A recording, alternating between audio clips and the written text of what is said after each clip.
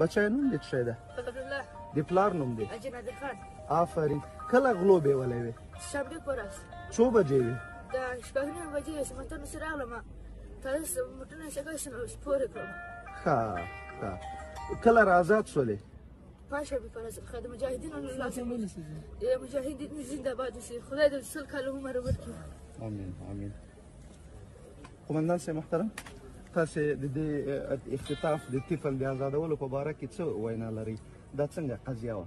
السلام علیکم ورحمت الله وبرکاته. ملت شریف هرات، این بچه را به روز شنبه ساعت 6 بجه اختطاف کرده بودند از حوزه 13 و تا این روز ما برایشان کار کردیم و شب پنجشنبه ساعت 4 بجه را از قیزان سنگر آزاد کردیم.